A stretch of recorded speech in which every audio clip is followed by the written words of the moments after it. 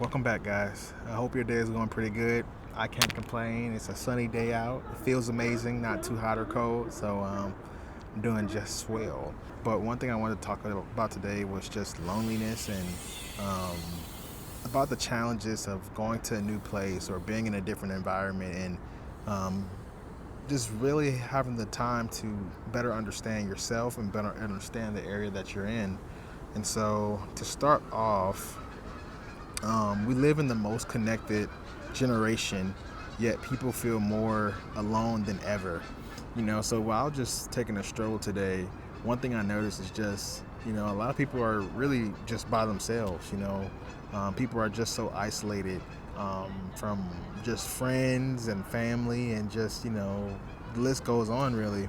But all that to say, again, just taking a stroll here, you look at the animals all around you, whether it be squirrels that I'm looking at, or geese, or goose, whichever or, and then some seals hollering that you probably, I'm not sure if you hear that in the background or not, but um, each one of these animals that I noticed today are all together, bunched in together, living and experiencing life in the day together. And social media and just as the years went on, really, just in the 2000s, we became more isolated to the point where we don't want to, I won't say depend because you don't always want to depend on people, but we don't want to be just regular comrades with somebody. Like someone today just literally said good morning to me, and that kind of shocked me because who does that? I mean, like you only say that on the phone, but not in person. So it just goes to show how far we have come as far as just being isolated and not communicating with each other regularly or on a daily basis.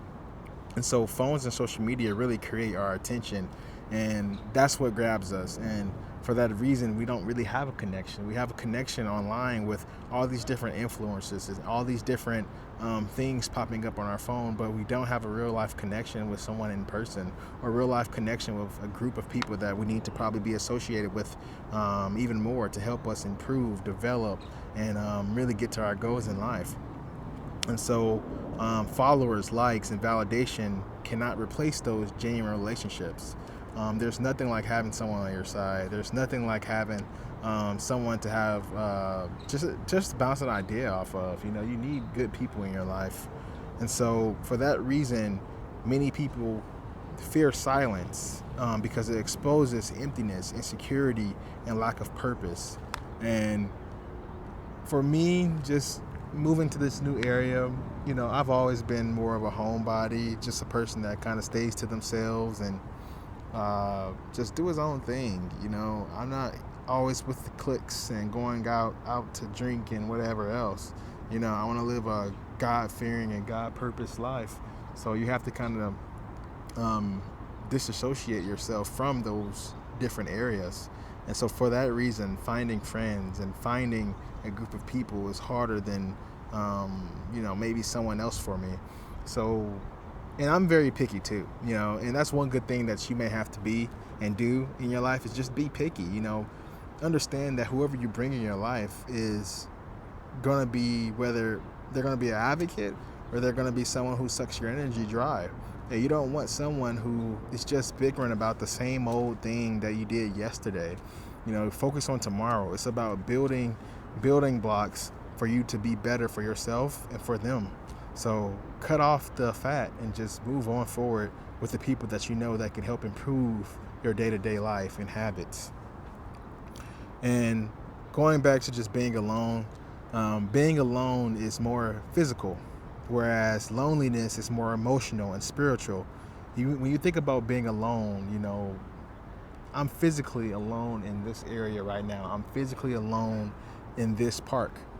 But when I'm lonely, loneliness is more of a feeling. It's more of a, I won't say even a feeling. It's something that you can't really relate to because you're lonely. So it goes back to your spirit. It goes back to your soul. You feel empty. You feel just isolated. And so again, people tend to just use social media to fill that void. But one of the best things that I'm starting to understand is just going outside is one of the best things to um, really take over that empty space that you have. Go outside, get healthy, get fit. It's just focusing on the right things will help you kind of move forward in life. And so the Bible shows us, plenty of people struggling in their day-to-day life, or just even in the chapter. David wrote about fear and isolation. Elijah felt hopeless and exhausted. Job lost everything, and he felt abandoned from, just his family, his kids, his friends. The only person that he didn't really even understand God at that moment, because he was asking God, why me? Why this? So imagine how that felt. It's one thing to have, lose a family member. It's one thing to lose a child, but imagine you just, questioning God about just one particular thing. That is true loneliness.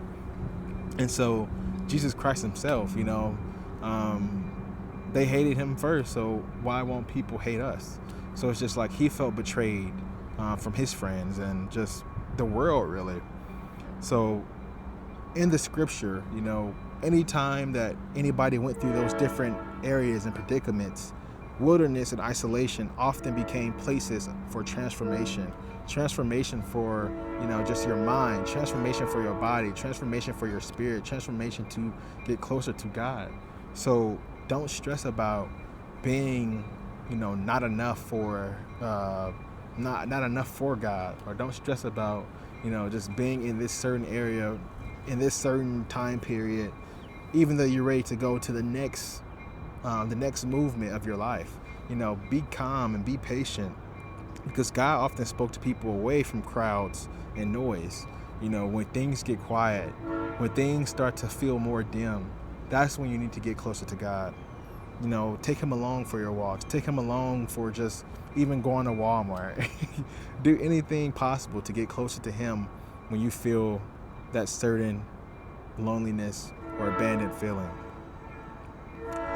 So just compare and contrast what I just spoke about today, whether it's attention versus presence, entertainment versus purpose, validation versus identity, noise versus prayer, isolation versus community. You will have to have a balance between them both. You can never just be more one-sided versus the other. You need to learn how to balance it. You need to learn how to understand when you need more of something in a certain period of your life. Because it's just like a relationship. It's never going to always be 50-50.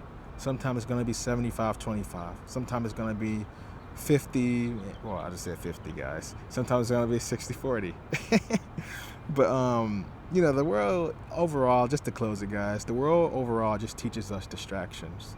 It wants us to be distracted based off sports, based off the new trend, based off the most newest makeup that Kylie or whoever person just made. Or it's just like, you see all these different things from all these different people that you don't know, from these influencers and superstars and celebrities. But it comes a time where you need to sit down and realize, well, I need to focus on my own life.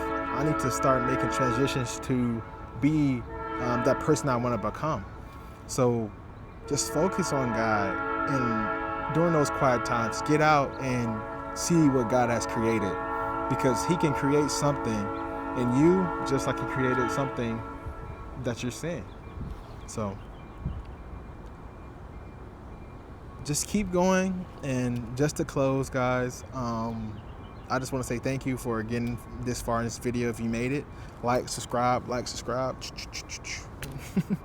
But overall, I hope you have a good day. And again, just keep on going, keep on moving, and I'll talk to you guys soon. I'll catch you soon. Linux.